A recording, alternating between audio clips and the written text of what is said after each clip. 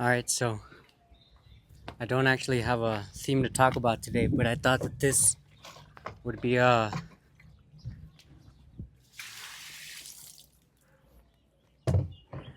good frame, a good shot to sit down and talk about where I'm at right now. This, what do they call him? A good scene? I think you would call it a scene. So I'll try to describe the scene right now.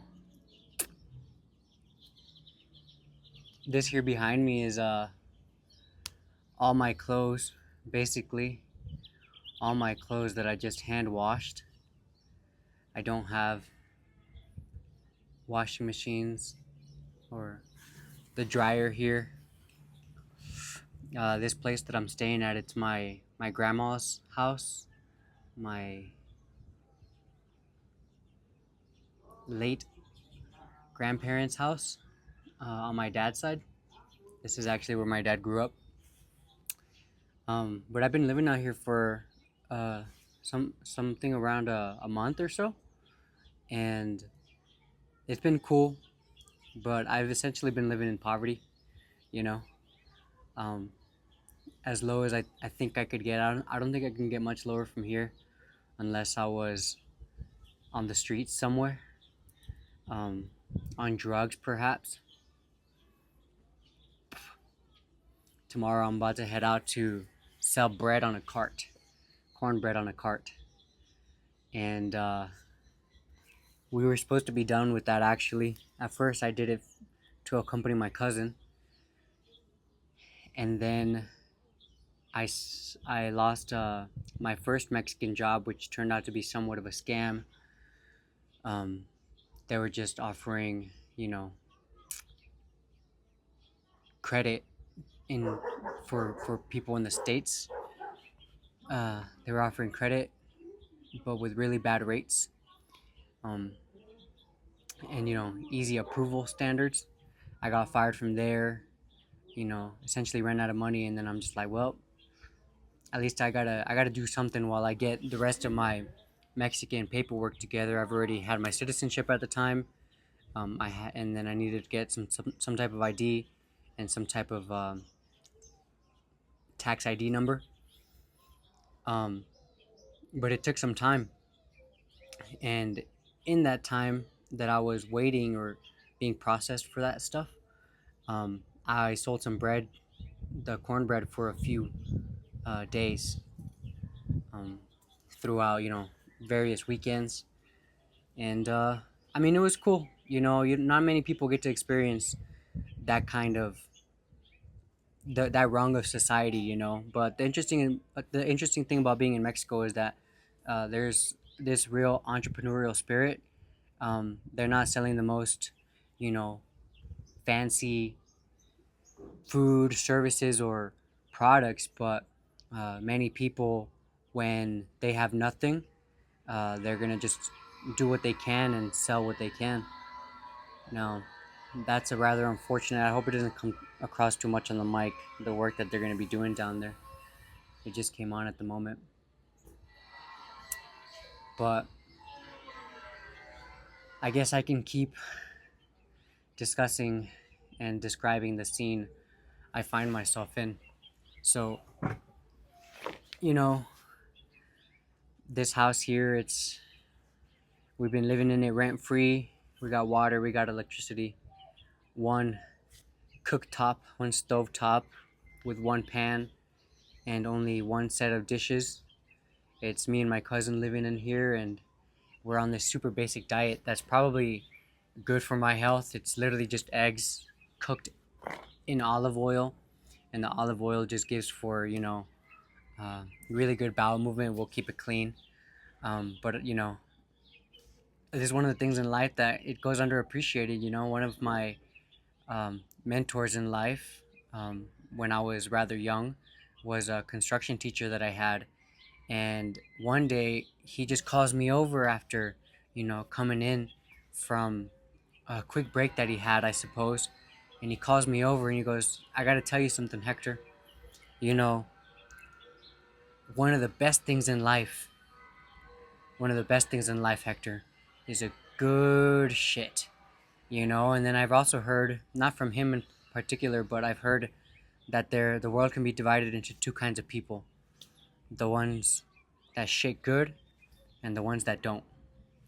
So right now, although I'm basically living in poverty, I feel healthy, I sleep well, I feel good, I'm employed, not just selling bread, but at the moment I'm employed with a human resources firm. It's a call center of sorts. Well, straight up a call center, but we're helping uh, immigration lawyers in the states. My task, my particular job is to call police agencies and follow up for certain certificates.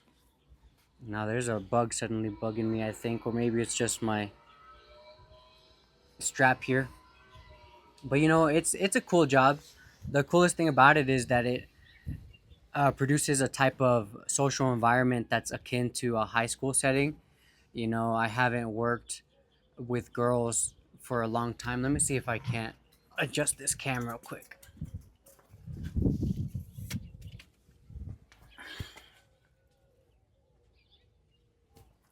Looked like it was bouncing around. I didn't have the tripod of that fully stabilized.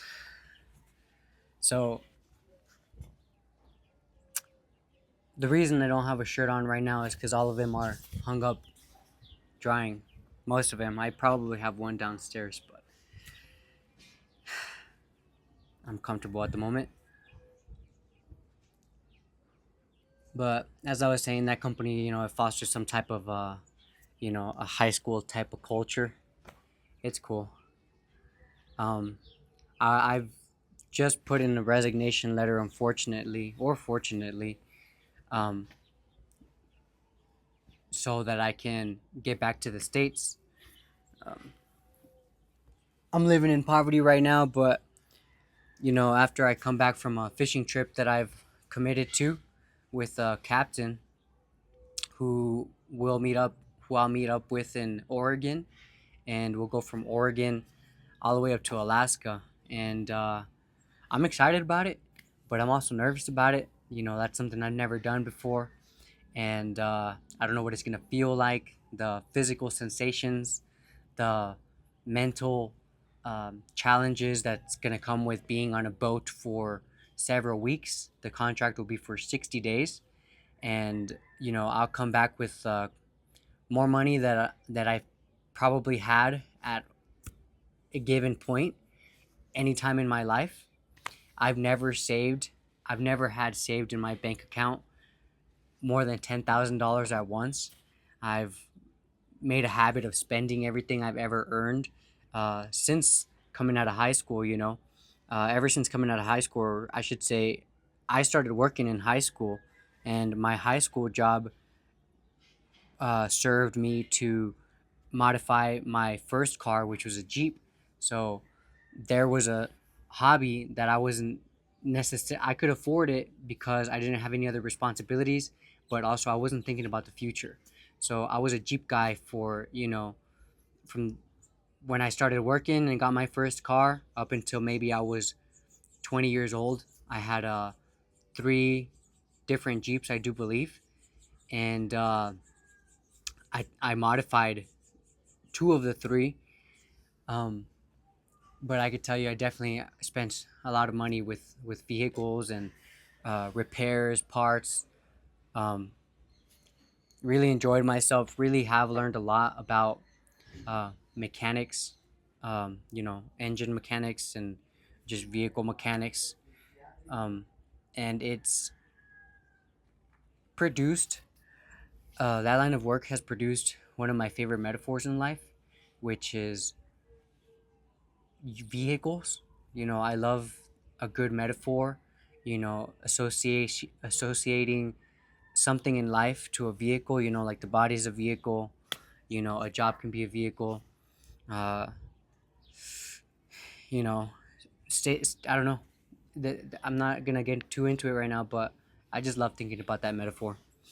Um, but as I was saying, never had more than $10,000 of savings in my life. So this fishing trip should change that, and it's gonna be the in the beginning of a new uh, chapter in my life. I think I'd say this here has been a transition period.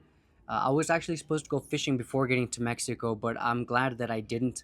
That I got to come out here and experience this poverty because I've built relationships that I probably and I made connections that I probably would not have been able to if I had more money. If I came out here balling out of control, I probably wouldn't have to lean on certain people for, my neighbor, for example, for the simple job of selling the cornbread for him, um, or landing and arriving here with my grandma and my grandpa, and that was actually the reason that my mom sent me out here. Was her idea to send me out to Mexico, and I totally agreed because who would negate the opportunity to have a brand new adventure, right? Plus, it's a privilege of mine to be able to have dual citizenship for the states, the United States, and the United States of Mexico. So I'm out here. I'll be back and forth. That's the plan. When I get back, I would really like to dedicate myself to art. Uh, I've dabbled in many things, language learning, mechanic stuff, um, and guitar as well. I love to sing. I love to dance.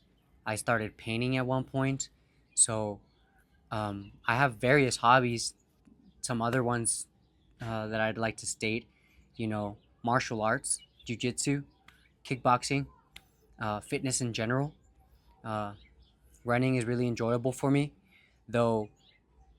As far as my fitness journey is concerned, I've been uh, challenged uh, for the last, you know, year or so, maybe actually totally not even a year, since maybe 2020, 2021, I uh, incurred an injury on my foot that has um, messed with my balance and tightened up certain regions of my body that I gotta constantly work with yoga to keep loose and keep healthy.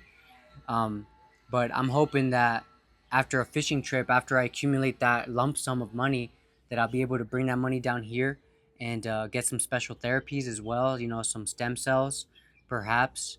I hear there's another new tech called exosome cells that I think might be similar to stem cells.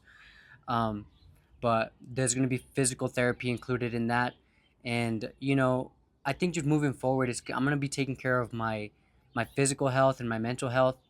I'm 26 years old right now, with nothing, except this here clothes behind me.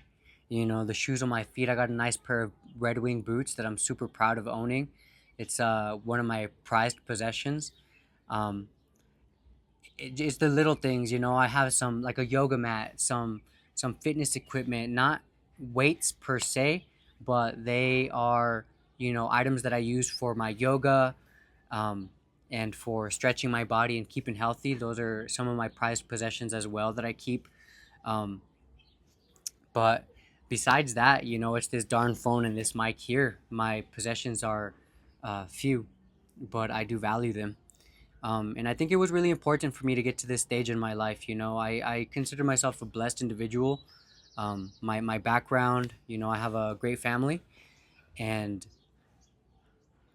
I had a decent upbringing. I can't complain. All the challenges that came upon me is probably, I brought them upon myself. Um, but apart from dealing with the inevitable, you know, the unavoidable traumas of life, you know, and learning how to best deal with family members and friends, managing relationships. I just cannot ask for a, a I can't ask for anything more, really. I mean, I truly feel blessed. The life I'm living is fantastic. Um, and it's only going to get better. So I think I'll leave it at that note, on that note of gratitude, as to not prolong this here video. Um, and yeah, just keep it succinct, you know. I'm real excited about the future ahead of me, starting a channel. Maybe this is going to be my first video. I've said that many times and never even came up with a name. I got various names. I don't know if I'm going to leave it up to comments or friends. You know, there's the homie Hector. There's her brother, which would lend itself to being a good podcast name, Her Brother's Podcast. You know, homie Hector would be a great one too. Um, I intended to make a podcast with my cousin. It'd be Hector. It'd be Hector y Hector. I thought that would be a fantastic name too, but I might just have to take on this endeavor on my own, rely on myself for uploading and editing things. This one here is probably going to go unedited, but I'm just starting out with this uh, project.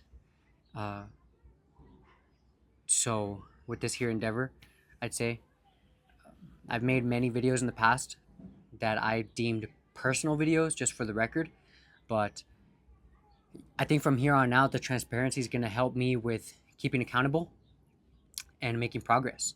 And it's going to be enjoyable to watch the progress, and be able to look back on where I came from, right? And where I came from, where I'm coming from, exactly the place where my dad started out too. And well, you may see in the future exactly how far he got us. And I'm, you know, taking that baton and just running. So thanks for tuning in. If you're one of the first subscribers, you know, please do feel free.